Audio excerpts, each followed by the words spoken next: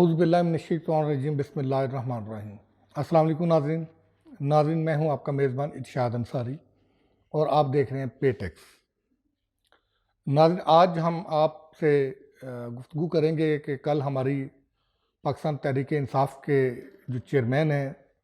سابق وزیر اعظم عمران خان، ان کے ساتھ ایک خصوصی نشست ہوئی ہے اور وہ کوئی 2.5 گھنٹے طویل نشست تھی۔ اس پہ ملک کی جو اقتصادی صورتحال ہے، سیاسی صورتحال ہے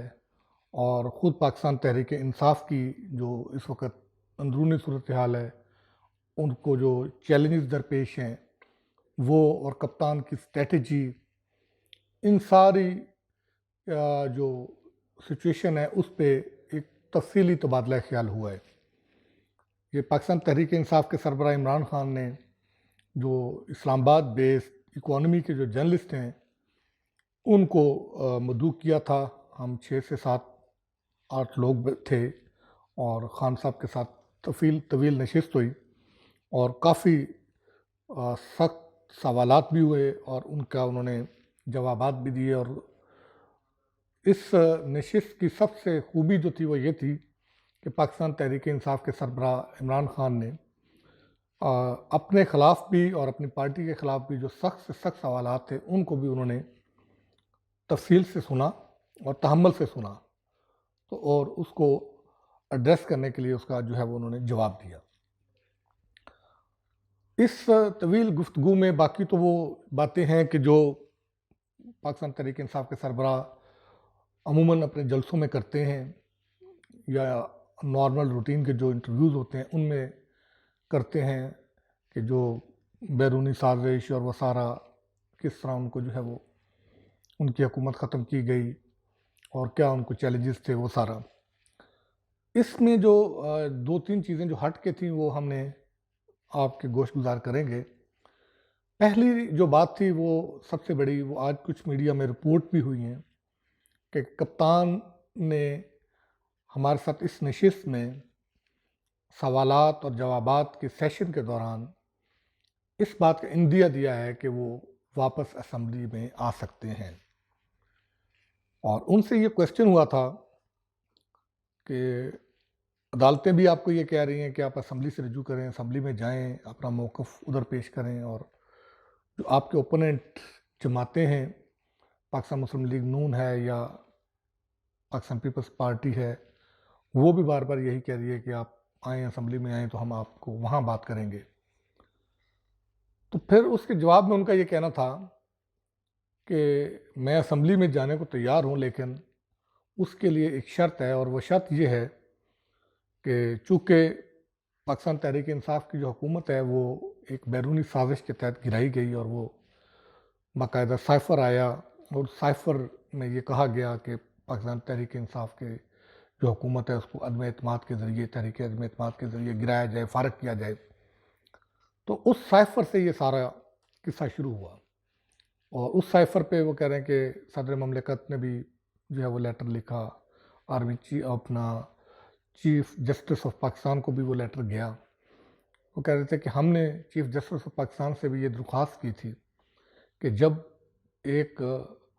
حکومت، منتخب حکومت کے خلاف، بلکہ ملک کے خلاف ایک اتنی بڑی بیرونی سازش ہوتی ہے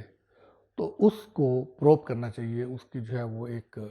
جوڈیشل کمیشن بنا کے اس کی تحقیقات کروانی چاہیے۔ تو ابھی بھی ان کا یہی کہنا تھا کہ اس سائفر کے معاملے کی تحقیقات کی جائیں تو وہ اسمبلی میں واپس آ سکتے ہیں۔ تو یہ ایک اچھا سائن ہے کہ بہرحال کسی سٹیج پہ پاکستان تحریک انصاف کے سربراہ عمران خان نے کسی حد تک اپنے اس موقف میں نرمی تو دکھائی، جو کہ وہ پہلے کہتے تھے کہ وہ کسی صورت میں اسمبلی میں واپس نہیں جائیں گے۔ اور اس کے علاوہ جو ہماری گفتگو ہوئی وہ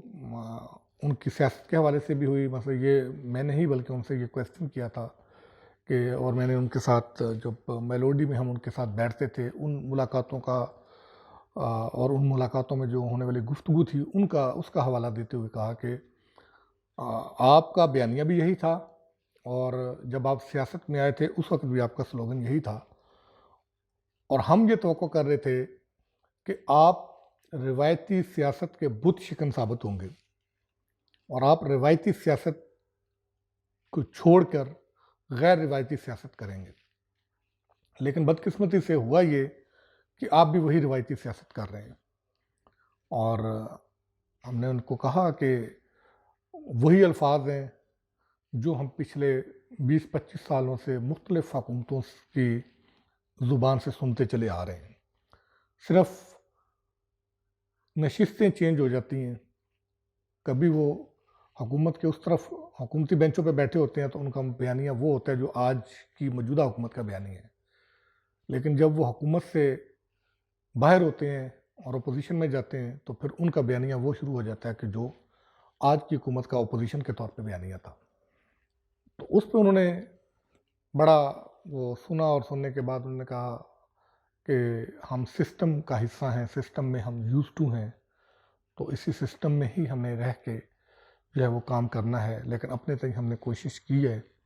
اور ہم سے بہت غلطیاں بھی ہوئی ہیں، ہم نے ان غلطیوں سے سیکھا بھی ہے. خاص کر اپنے پہلے 1 سال کے غلطیوں کا انہوں نے ذکر کیا کہ اس 1 سال کے دوران ہم سے کافی غلطیاں ہوئیں. پھر انہوں نے یہ بھی کہا کہ ہم نئے تھے اور ہمیں حکومت کے اندرونی حالات کا نہیں پتہ تھا، اور کچھ عرصہ تو ہمیں اندرونی حالات کو دیکھنے میں سمجھنے میں لگ گئے. امریکہ کا انہوں نے حوالہ دیا کہ جب بائیڈن آئے تو ان کو 2-2.5 ماہ جو ہے وہ پریزنٹیشنز دی گئی، بریفنگ دی گئی، تو ہمارے ہاں ایسا سلسلہ نہیں تھا، تو اس لیے ہمیں کچھ وقت سمجھنے کو لگا. پھر جب ہم سمجھ گئے تو پھر ہم نے ڈیلیور کیا، اور جب ہم ڈیلیور کرنا شروع ہو گئے تھے اور تمام چیزیں آن ٹریک تھی، اکنامک کے جو انڈیکیٹرز تھے وہ اپ ورڈ جا رہے تھے، انٹرنیشنل لیول پہ ان تمام جو ہمارے اقتصادی اشاریے تھے ان کو نہ صرف تسلیم کیا جا رہا تھا بلکہ سراہا جا رہا تھا. اور ایسے موقع پہ جو ہے وہ ہمارے خلاف بیرونی سازش ہوئی، اور ساتھ ہی اس موقع پہ ایک طرف ہم کووڈ کا بھی ساتھ ساتھ مقابلہ کر رہے تھے، تو دوسری طرف بین الاقوامی سطح پہ جو ہے وہ مہنگائی کا ایک سپر سائیکل جو ہے وہ آیا ہوا تھا، اس کا بھی امپیکٹ تھا. تو اس نازک موقع پہ ہمارے خلاف یہ سازش ہوئی، اور یہی وجہ ہے کہ میں نے بھی طاقتور حلقوں کو بتایا کہ اس موقع پہ یہ اقدام جو ہے وہ تباہ کن ثابت ہوگا. اور پھر انہوں نے شوکت ترین کا حوالہ دیا جو سامنے اسکرین پہ آن لائن اس میٹنگ میں ہمارے ساتھ تھے، کہ میں نے شوکت ترین کو بھی بھیجا کہ جا کے آپ بتائیں کہ معیشت جو ہے وہ اس بات کی متحمل نہیں ہو سکتے، اور انہوں نے بھی جا کے سمجھایا، بہرحال انہوں نے تسلیم نہیں کیا. اور ساتھ ہم نے ان سے یہ بھی بات کی کہ آپ اس بات کی، کیونکہ میں نے انہیں کہا کہ آپ کہہ رہے ہیں کہ سیاسی استحکام کے بغیر جو ہے وہ معاشی استحکام ممکن نہیں ہے. اور ناظرین، ہم آپ کو بتاتے چلیں کہ ہمارا بھی اس وی لاگ کا جو سنٹر پوائنٹ ہے ڈے فرسٹ سے وہ یہی ہے کہ ہم بھی یہی کہتے ہیں کہ سیاسی استحکام کے بغیر معاشی استحکام ناممکن ہے. اسی بات کو کل پاکستان تحریک انصاف کے سربراہ عمران خان نے بھی دہرایا. تو پھر ہم نے ان سے کہا کہ جب آپ ایک بات کو سمجھتے ہیں کہ سیاسی استحکام کے بغیر معاشی استحکام ممکن نہیں ہے، اور سیاسی عدم استحکام کا آپ نتیجہ بھی دیکھ رہے ہیں کہ اکانومی ڈے بائی ڈے نیچے جا رہی ہے، پھر آپ کہہ رہے ہیں کہ اس استحکام کے لیے ضروری ہے کہ فری اینڈ فیئر الیکشن فوری کروائے جائیں تاکہ ایک مضبوط حکومت آئے. تو اس بات کی کیا گارنٹی ہے کہ اگر ابھی الیکشن کروا دیتے ہیں اس کے جو نتائج آئیں گے اس کو تمام پارٹیاں تسلیم کریں گی؟ کیونکہ ہم نے یہ سوال اٹھایا پاکستان تحریک انصاف کے سربراہ کے آگے کہ چیف الیکشن کمشنر کو آپ تسلیم نہیں کرتے، آپ اس کو گھٹیا انسان کہتے ہیں، اس کے علاوہ بھی اس کو بہت زیادہ کرٹیسزم کا شکار کرتے ہیں. آرمی چیف کی تقرری کے حوالے سے اور ان کے جو نیوٹرل ہونے پہ آپ کو اعتراض ہے، اسی طرح باقی جو ادارے ہیں ان پہ بھی آپ سوالات اٹھا رہے ہیں. تو ایسے حالات میں اگر ہیپ ہیزرڈلی الیکشن اناؤنس بھی کر دیے جاتے ہیں تو ظاہر ہے انتخابات تو پھر یہی لوگ، یہی چیف الیکشن کمشنر ہوگا، یہی ادارے ہوں گے، یہی پولیس ہوگی، یہی سب کچھ ہوگا، یہی سسٹم ہوگا جس میں الیکشن ہوں گے. تو ایسے میں اگر پاکستان تحریک انصاف انتخابات میں شکست کھا جاتی ہے تو اس بات کی کیا گارنٹی ہوگی کہ شکست کو آپ تسلیم کریں گے اور آپ پھر 2013-14 کے رویے کو اور اس کو نہیں دہرائیں گے اور آپ دوبارہ سڑکوں پہ نہیں ہوں گے، احتجاج نہیں کریں گے، ڈی چوک پہ نہیں ہوں گے؟ دوسری صورت میں کہ اگر پاکستان تحریک انصاف آئندہ آنے والے انتخابات میں جو آپ کہہ رہے ہیں کہ اگر فوری ہو جاتے ہیں، اسی سسٹم میں ہو جاتے ہیں، اسی چیف الیکشن کمیشنر کی موجودگی میں ہو جاتے ہیں اور اس میں پاکستان تحریک انصاف ریکارڈ کامیابی حاصل کر لیتی ہے، تو اس صورت میں اس بات کی کیا گارنٹی ہوگی کہ پاکستان مسلم لیگ نون، پاکستان پیپلز پارٹی، جمعیت علماء اسلام، ANP، MQM اور دوسری جماعتیں سڑکوں پر نہیں ہوں گی، احتجاج نہیں کریں گی؟ اگر آپ الیکشن شفاف چاہتے ہیں، اس کے لیے آپ اور سیاسی استحکام بھی چاہتے ہیں اور یہ بھی مانتے ہیں کہ انتخابات کے ذریعے ہی سیاسی استحکام آئے گا، تو ہم نے ان کو کہا کہ آپ کو ان کے ساتھ اون بورڈ تو ہونا پڑے گا، کسی کے ساتھ تو بیٹھنا پڑے گا، کوئی میکنزم تو بنانا پڑے گا، کسی ایک بات پہ متفق ہونا پڑے گا، ایک کسی SOP پہ متفق ہونا پڑے گا تاکہ اس SOP کو تمام سیاسی جماعتیں تسلیم کریں اور اس کے بعد جو انتخابی نتائج آئیں تو اس کو تسلیم کریں، تو اسی صورت میں استحکام آ سکتا ہے۔ اس پہ پھر انہوں نے اپنا جو ہے وہ موقف دہرایا کہ یہ چور ہیں اور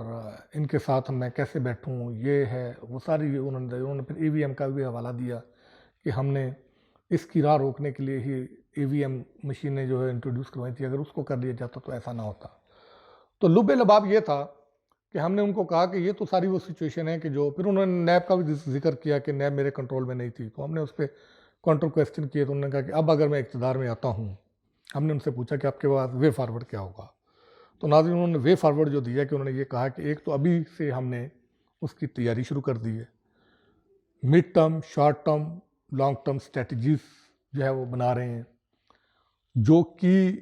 شعبے ہیں اس میں جو ڈرائیونگ سیٹ پہ جن لوگوں کو بٹھانا ہے ان کو ابھی سے طے کر لیا گیا ہے۔ پھر ان کا یہ خیال تھا کہ جب وہ اگر اقتدار میں آتے ہیں تو سب سے پہلے وہ بیٹھ کے عدلیہ کے ساتھ کانٹیکٹ آف انفورسمنٹ کریں گے، اس کے بعد FBR میں اصلاحات کریں گے، اور پھر نیب کے بارے میں ان کا خیال تھا کہ ہم اس کے کردار کو محدود کریں گے اور کوشش کریں گے کہ قانون کا خوف پیدا کریں، کیونکہ قانون کا خوف نہیں ہے اس وقت